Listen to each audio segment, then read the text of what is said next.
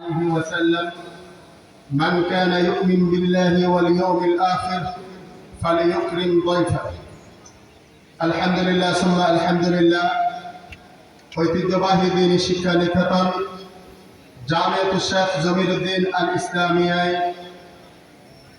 শুভাগমন করেছেন গণপ্রজাতন্ত্রী বাংলাদেশ সরকারের ধর্ম বিষয়ক মন্ত্রণালয়ের মাননীয় উপদেষ্টার শুভাগমন উপলক্ষে আয়োজিত আজকের সংবর্ধনা অনুষ্ঠান ও শিক্ষা সেমিনারে আরো উপস্থিত হয়েছেন ঐতিহ্যবাহী দ্বীনি শিক্ষা প্রতিষ্ঠান জামিয়া ইসলামিয়া ওবাইদিয়া নানুপুরের সম্মানিত মুহতামিম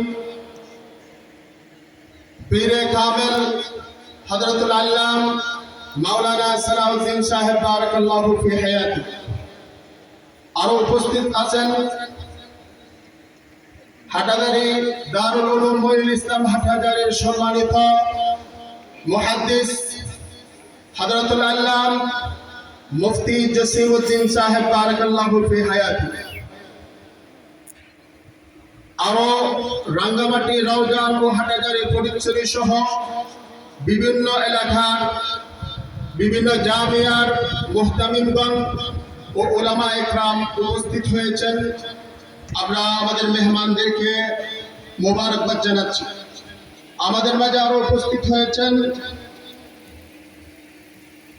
উপজেলা নির্বাহী অফিসার কাউখালী রাঙ্গামাটি পার্বত্য জেলা জনাব কাজী আতিকুর রহমান ও zone commander Rangamati zone lieutenant colonel Mohammad Ershad Hossain Chowdhury. আরো উপস্থিত হয়েছেন